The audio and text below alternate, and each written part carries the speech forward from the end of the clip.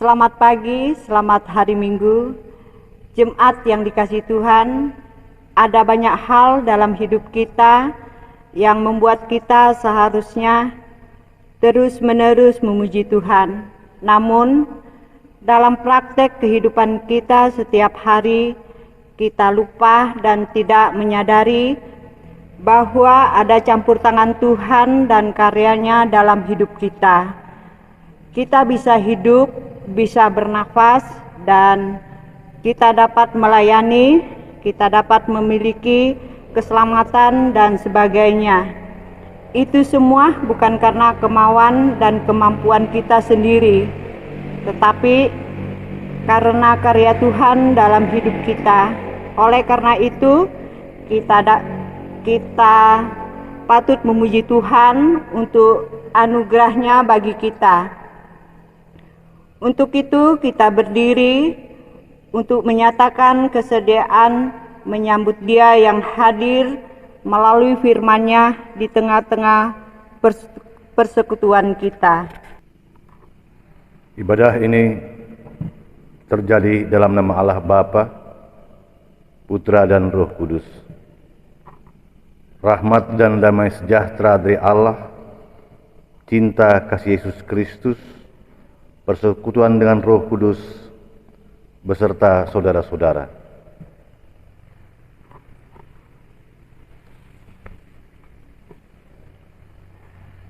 Besar perbuatan-perbuatan Tuhan, layak diselidiki oleh semua orang yang menyukainya.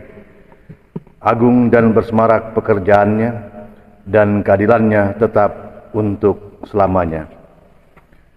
Jemaat Tuhan, tema ibadah kita pada minggu ini adalah identitas diri.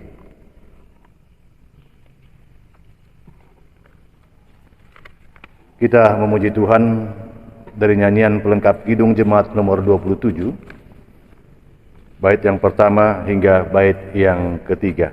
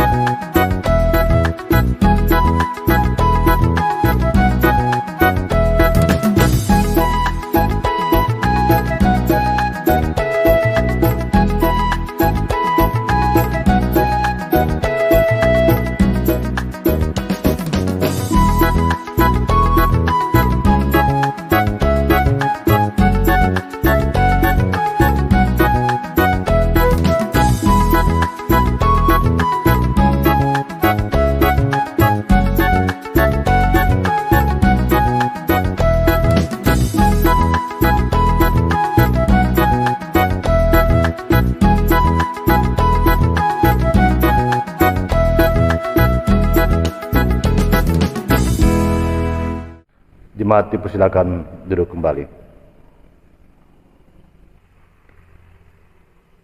Saudara-saudara, dengan rasa sesal dan malu dan dengan kerendahan hati, mari kita mengaku dengan jujur atas segala dosa dan kesalahan yang kita lakukan di hadapan Tuhan. Di dalam doa, kita berdoa. Ya Bapa Maha Kuasa, kami bersyukur atas pertolongan dan berkat-Mu yang kami terima dalam perjalanan kehidupan kami sepanjang sepekan yang lalu, dan melalui kehidupan di pekan yang baru ini kami datang beribadah, bersujud, menyembah dan memuji nama-Mu. Namun kami pun sadar dan mengaku segala dosa dan kejahatan kami, baik yang tampak dalam sikap kami maupun yang tersembunyi di pikiran dan hati kami. Berilah kami pengampunan dan damai sejahtera, ya Bapa, serta baharuilah hidup kami oleh Roh Kudus, sebab hanya oleh rahmat-Mu ya Bapa, dan dengan memandang kepada Yesus Kristus kami bersyukur atas kasih setia dan pengampunan-Mu. Ajarlah kami untuk mengikuti teladan kasih-Mu serta melakukan firman dan kehendak-Mu dalam perjalanan kehidupan kami sebagai saksi-saksi yang setia, sehingga melalui kami banyak orang yang memuji dan memuliakan nama-Mu. Amin.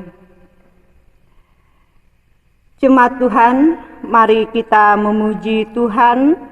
Kita menyanyi dari NKB nomor 143, bait pertama sampai baitnya yang kedua, janji yang manis.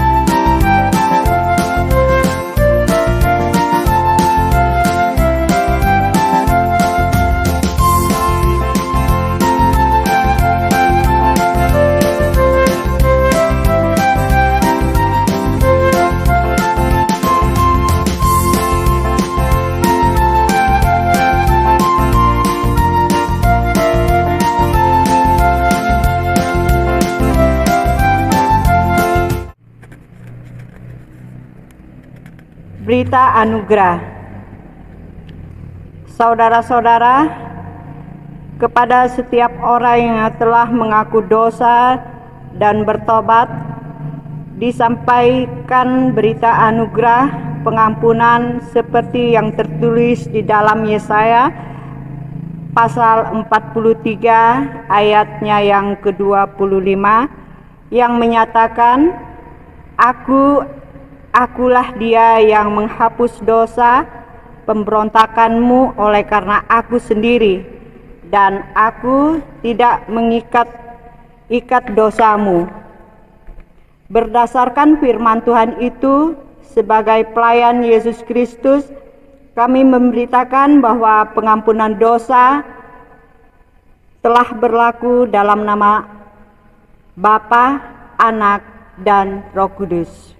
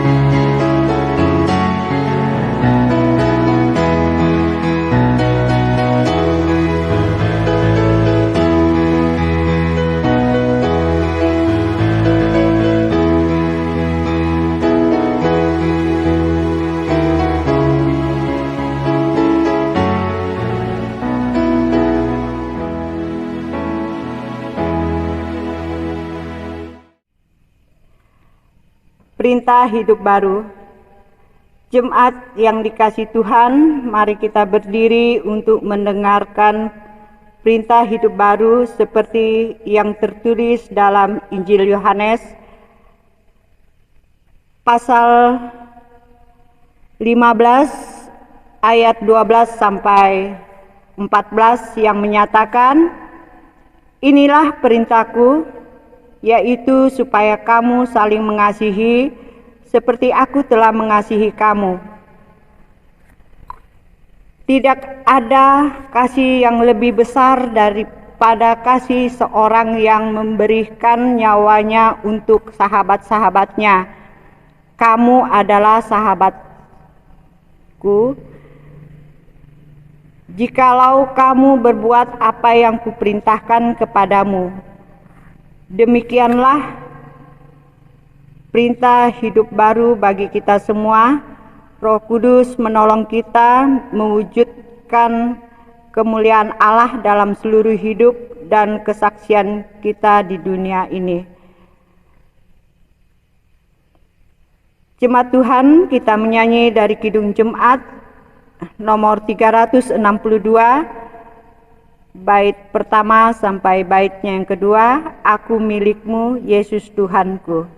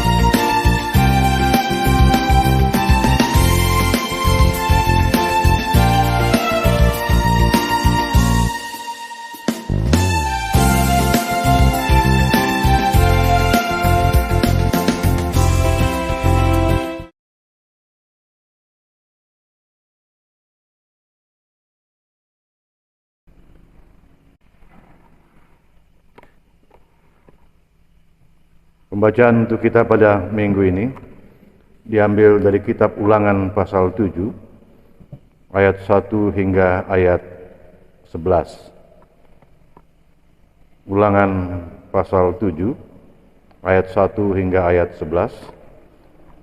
Kita berdoa memohon bimbingan dan pengajaran Roh Kudus. Mari kita berdoa.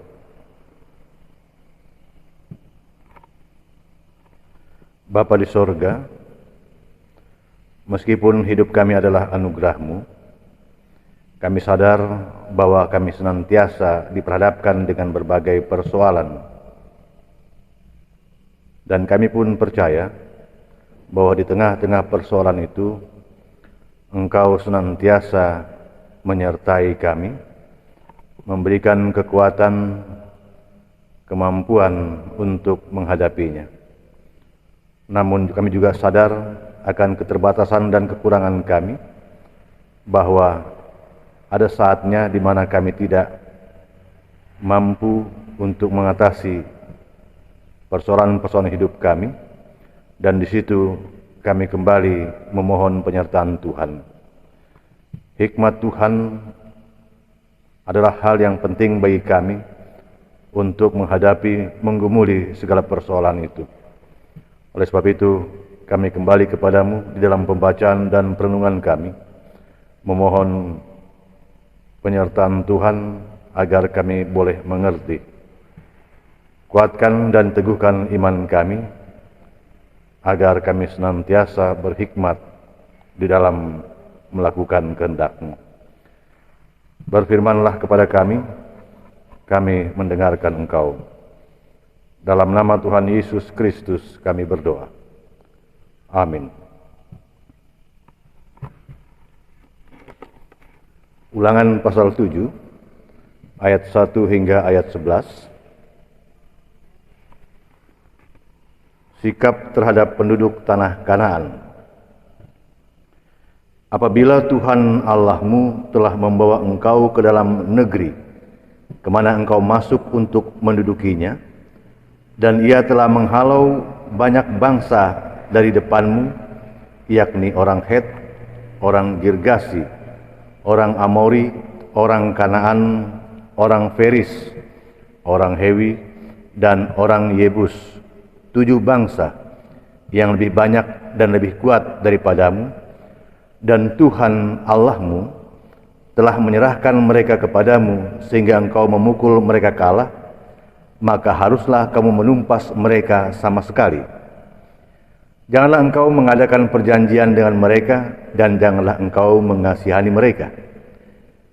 Janganlah juga engkau kawin-mengawin dengan mereka. Anakmu perempuan janganlah kau berikan kepada anak laki-laki mereka, ataupun anak perempuan mereka jangan kau ambil bagi anakmu laki-laki. Sebab mereka akan membuat anakmu laki-laki menyimpang daripadaku, sehingga mereka beribadah kepada Allah lain. Maka murka Tuhan akan bangkit terhadap kamu, dan Ia akan memunahkan engkau dengan segera. Tetapi beginilah kamu lakukan terhadap mereka. Mesbah-mesbah mereka haruslah kamu robohkan. Tugu-tugu berhala mereka kamu remukkan. Tiang-tiang berhala mereka kamu hancurkan, dan patung-patung mereka kamu bakar habis. Sebab engkaulah umat yang kudus bagi Tuhan Allahmu. Engkaulah yang dipilih oleh Tuhan Allahmu dari segala bangsa di atas muka bumi untuk menjadi umat kesayangannya. Bukan karena lebih banyak jumlahmu dari bangsa manapun juga, maka hati Tuhan terpikat olehmu dan memilih kamu. Bukankah kamu ini yang paling kecil dari segala bangsa? Tetapi karena Tuhan mengasihi kamu dan memegang sumpahnya yang telah dikerarkannya kepada nenek moyangmu, maka Tuhan telah membawa kamu keluar dengan tangan yang kuat dan menebus engkau dari rumah perbudakan, dari tangan Firaun, Raja Mesir. Sebab itu haruslah kau ketahui bahwa Tuhan Allahmu, Dialah Allah yang setia, yang memegang perjanjian dan kasih setianya terhadap orang yang kasih kepadanya, dan berpegang pada perintahnya sampai kepada beribu-ribu keturunan, tetapi terhadap diri setiap orang dari mereka yang membenci dia, ia melakukan pembalasan dengan membinasakan orang itu. Ia tidak bertangguh terhadap orang yang membenci dia. Ia langsung mengadakan pembalasan terhadap orang itu. Jadi, berpeganglah pada perintah, yakni ketetapan dan peraturan yang kusampaikan kepadamu pada hari ini untuk dilakukan. Demikian pembacaan kita. Saudara-saudara, Tuhan Yesus berfirman, yang berbahagia adalah setiap orang yang mendengarkan firman Tuhan, yang memelihara dan yang melakukannya di dalam dan di sepanjang kehidupan. Jemaat yang dikasihi Tuhan, dari melamar pacar hingga melamar pekerjaan, Anda harus punya identitas diri yang jelas dan pasti. Sebab mana ada orang tua yang mau menerima begitu saja lamaran Anda yang tanpa identitas diri? Siapa yang tahu kalau Anda ternyata hanyalah seorang penipu atau pencopet, seorang pemalas, dan bahkan mungkin seorang pengangguran? Juga mana ada perusahaan yang menerima pegawai yang tanpa identitas diri yang jelas? Sebab boleh saja Anda hanyalah seorang buronan polisi, seseorang yang tanpa skill atau keterampilan, tanpa pengalaman, dan bahkan mungkin juga tanpa pendidikan. Jemaat yang dikasihi Tuhan, nama adalah identitas diri, tanda untuk membedakan antara ini dan itu. Mana si Amir dan mana si Ahmad. Pembedaan bukan sekedar berarti mana warna merah dan mana juga warna putih. Tetapi, apa hal yang mendasar sehingga membuat sesuatu itu nampak berbeda? Itu yang penting. Memang kalau hanya sekedar nama, itu juga tidak menjadi jaminan pembedaan antara satu dengan lainnya. Karakter atau sifat yang ada dan terkandung di balik nama, itulah yang seharusnya menentukan yang ini ternyata berbeda dengan yang itu. Saudara-saudara, itu sebabnya di dalam pemberian nama bagi seorang anak, setiap orang tua memberi nama yang mengandung arti yang baik dan mulia sebagai harapan kelak di masa mendatang bagi anaknya. Jemaat yang dikasihi Tuhan, sekedar nama dan kandungan di balik nama itu sendiri, itu pun belum juga menjamin apa yang diharapkan. Sebab lingkup atau lingkungan hidup itu punya andil dan pembentukan identitas diri. Karakter atau sifat bisa saja menjadi labil oleh karena lingkup hidup yang lebih dominan. Dan kalau itu yang terjadi, biasanya sikap konformisme bukanlah hal yang tidak mungkin terjadi.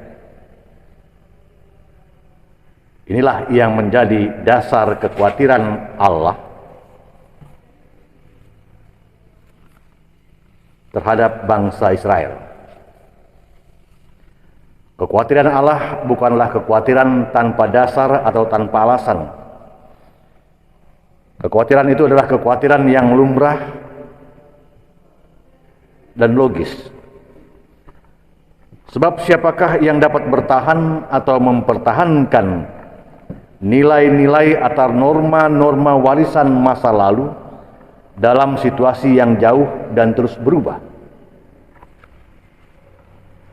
dari situasi padang gurun hingga situasi tanah Kanaan, dari situasi ketidakmapanan menuju situasi kemapanan hidup,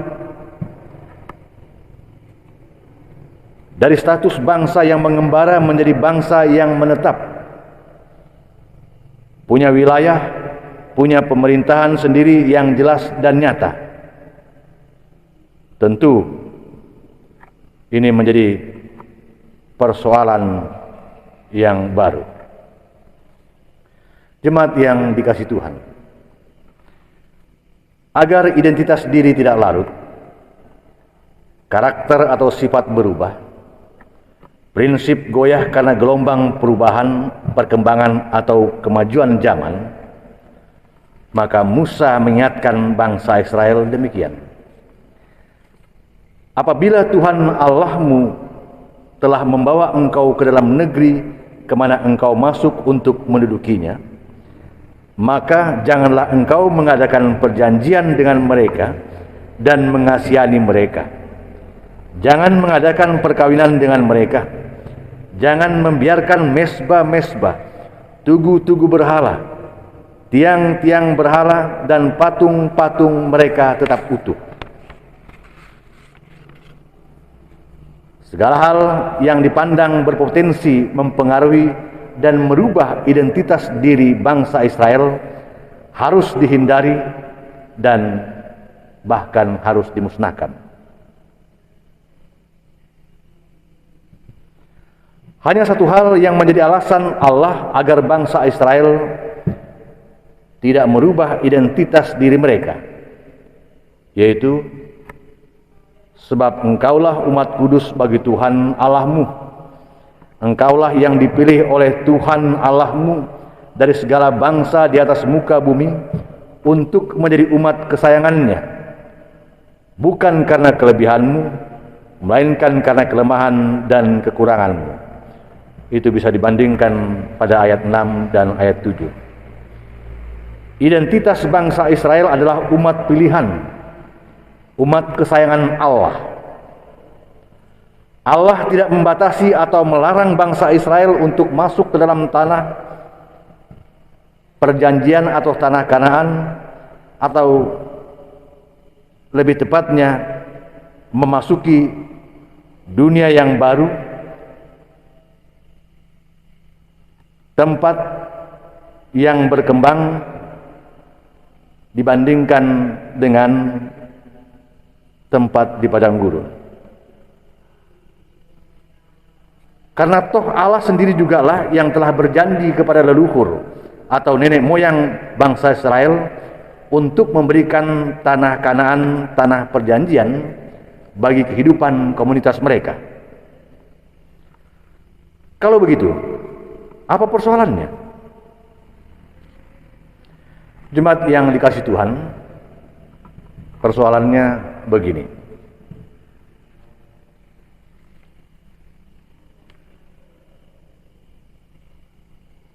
Perubahan situasi hidup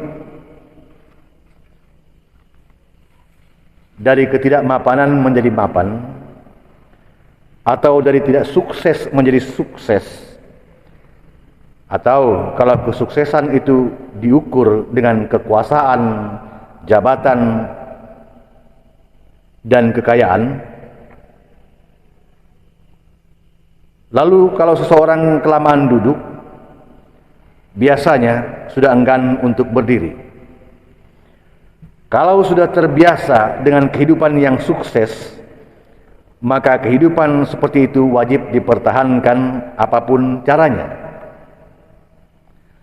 Atau bisa juga ambisi yang setinggi langit untuk mencapai kesuksesan, lalu apapun caranya, tidak menjadi soal. Yang penting selamat, yang penting sukses. Di sini konformisme menjadi norma atau nilai hidup yang baru. Inilah yang menjadi kekhawatiran Allah ketika bangsa itu memasuki tanah Kanaan, tanah perjanjian, hidup yang baru, tempat yang berubah, tidak seperti di masa lalu atau di padang pasir, di padang belantara. Jemaat yang dikasihi Tuhan, kalau gereja adalah pilihan Allah, lalu dikhususkan oleh Allah untuk karya Allah di tengah-tengah dunia, maka seharusnya gereja punya sikap terhadap persoalan dunia sesuai dengan identitas dirinya sebagai pilihan Allah dan dikasihi oleh Allah.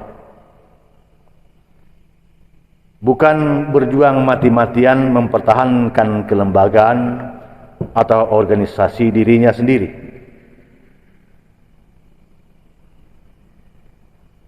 Sebaliknya,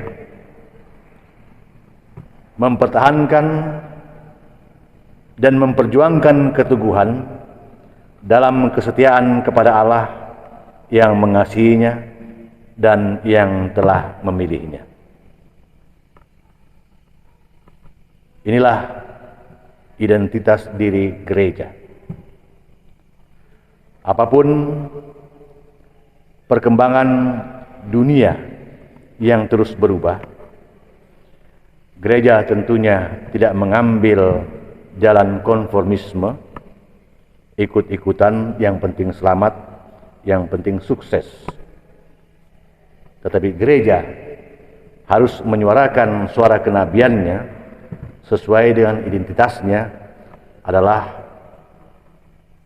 pilihan Allah yang dikhususkan bagi Allah untuk dunia ini. Semoga identitas diri kita sebagai orang Kristen, sebagai gereja, tetap kita pertahankan untuk menghadapi, menggumuli perkembangan zaman dari waktu ke waktu. Tuhan memberkati saudara-saudara. Amin. Saudara-saudara, dalam persekutuan dengan semua orang percaya, mari kita menyatakan pengakuan iman kita yang adalah pengakuan gereja di segala abad, tempat, dan zaman. Dengan bersama-sama mengucap pengakuan iman rasuli, untuk itu mari kita berdiri, masing-masing kita berkata demikian.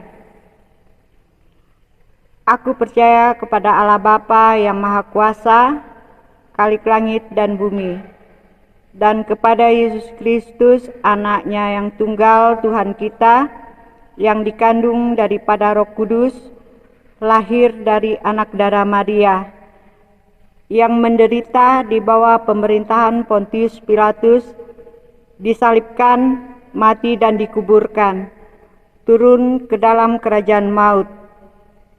Pada hari yang ketiga, bangkit pula dari antara orang mati, naik ke surga, duduk di sebelah kanan Allah Bapa yang Maha Kuasa, dan akan datang dari sana untuk menghakimi orang yang hidup dan yang mati. Aku percaya kepada Roh Kudus, gereja yang kudus dan am, persekutuan orang kudus, pengampunan dosa, kebangkitan daging, dan hidup yang kekal. Haleluya.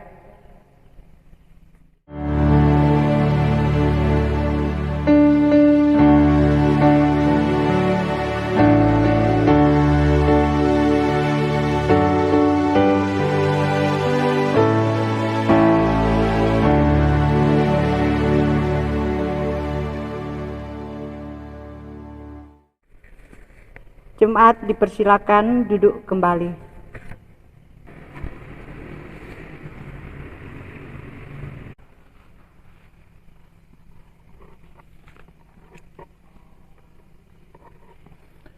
Jemaat Tuhan, marilah kita menaikkan syafaat kita dan mengakhirinya dengan doa Bapa kami. Mari kita berdoa.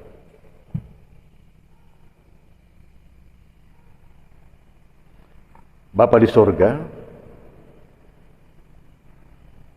kami naikkan syukur kami atas seluruh kebaikan-Mu dalam hidup yang kami jalani, dalam hidup yang kami alami. Sekalipun begitu banyak persoalan yang harus kami gumuli, dan sekalipun kami harus jatuh bangun di dalamnya, kami bersyukur karena kasih Tuhan senantiasa menyelamatkan kami. Menghitung-hitung segala kebaikan-Mu, tentulah tidak cukup bagi kami untuk mengingat semuanya itu. Bapa di sorga, kami kembali menaikkan harapan kami kepadamu bagi kehidupan yang akan kami jalani di masa-masa mendatang. Di dalam seluruh situasi dan kondisi yang kami hadapi, hadirlah Engkau di sana menuntun dan menguatkan kami. Kami berdoa bagi tugas dan peran kami masing-masing dalam kehidupan kami setiap hari, di tengah-tengah keluarga, persekutuan ataupun masyarakat. Biarlah kami boleh menjadi pribadi yang bertanggung jawab terhadap Tuhan dalam seluruh sikap dan tindakan kami. Dengan demikian, maka kami mendatangkan sukacita di tengah-tengah keluarga, persekutuan, ataupun masyarakat kami. Kami berdoa untuk bangsa dan negara kami, untuk pergumulan-pergumulan yang harus dihadapi dan diatasi, teristimewa persoalan pandemi COVID-19 yang belum berakhir hingga saat ini. Berilah hikmat kepada pemerintah kami, baik yang berada di pusat maupun daerah-daerah, agar mereka dapat melakukan tindakan yang benar dan tepat di tengah-tengah persoalan itu. Jauhkan mereka dari pikiran-pikiran yang buruk di tengah-tengah kesulitan hidup seperti ini. Kami berdoa bagi gereja-gereja-Mu yang juga terus berjuang untuk mengatasi musibah pandemi COVID-19 ini. Kiranya kami sebagai gereja-Mu dapat menjadi terang dan sukacita, sekalipun di tengah-tengah situasi yang buruk seperti ini. Kami berdoa bagi gereja kami, Gereja Kristen Pemancar Injil, di seluruh program pelayanan dan secara khusus persiapan memasuki persidangan sinode pada bulan September mendatang. Engkau hadir untuk memberkati persiapan-persiapan kami, majelis pekerja harian, para panitia, dan seluruh jemaat-Mu yang berada dalam lingkup Gereja Kristen Pemancar Injil. Penyertaan Tuhan kiranya mendatangkan kebaikan bagi kami, bagi kesuksesan rencana persidangan itu. Bapa di sorga, kami berdoa untuk saudara-saudara kami yang berduka cita secara khusus oleh karena dampak pandemi COVID-19 ini. Engkau menguatkan mereka di tengah-tengah ketidakmampuan mereka. Engkau menghibur mereka di tengah-tengah kesedihan dan kedukaan mereka. Demikian juga saudara-saudara kami yang terpapar COVID-19 ini. Engkau menguatkan mereka dan meyakinkan mereka akan pertolongan-Mu di tengah-tengah derita yang mereka alami.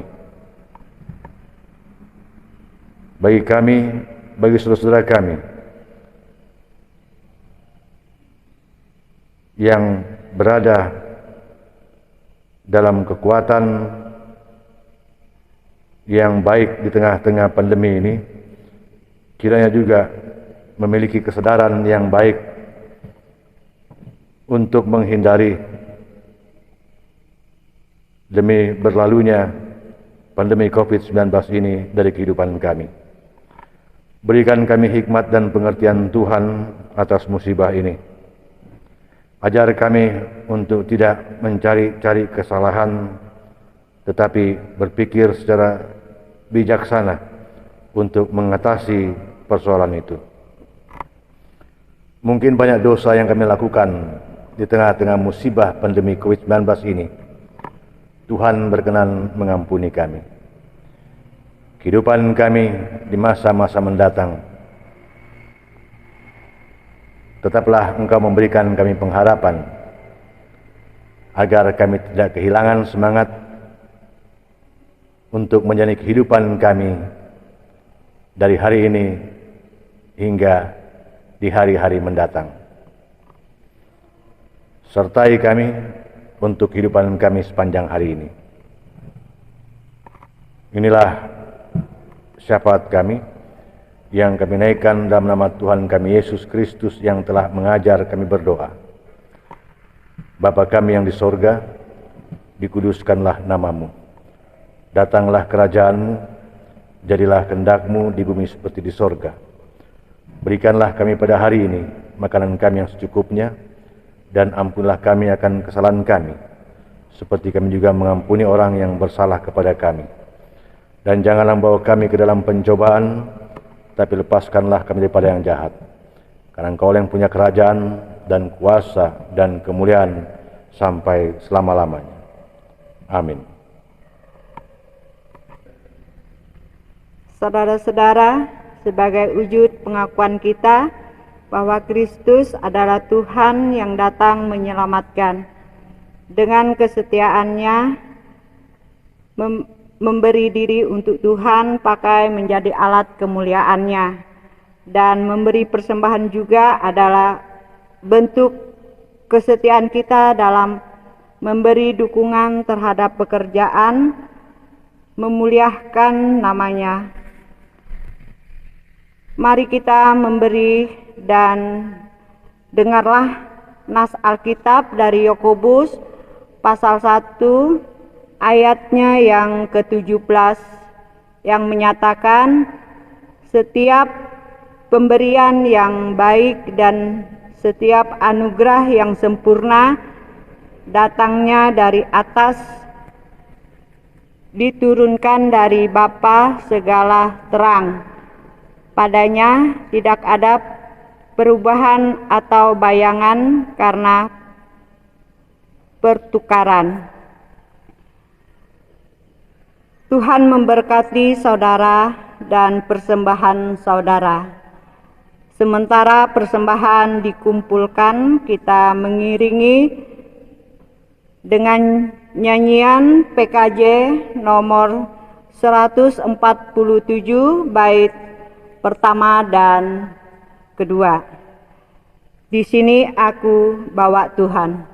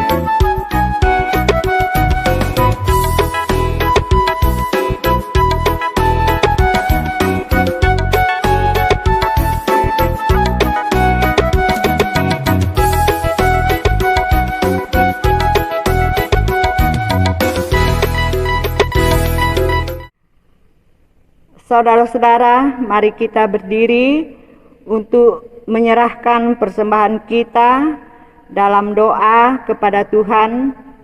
Kita berdoa. Ya Tuhan, kasih-Mu begitu agung dan mulia. Engkau mempersatukan kami di dalam Yesus Kristus Putra-Mu. Engkau yang senantiasa memberikan curahan berkat yang mencukupkan segala kebutuhan hidup kami.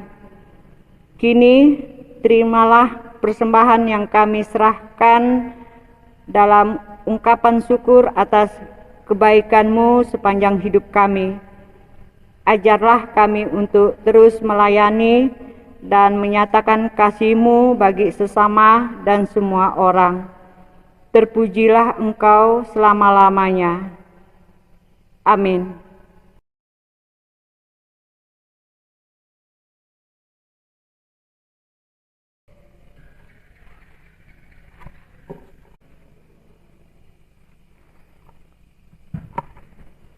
Jemaat diundang untuk berdiri.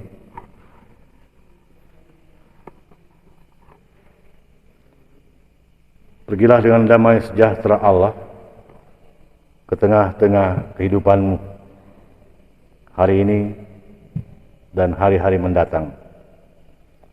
Lakukanlah firman Tuhan yang telah kamu dengar.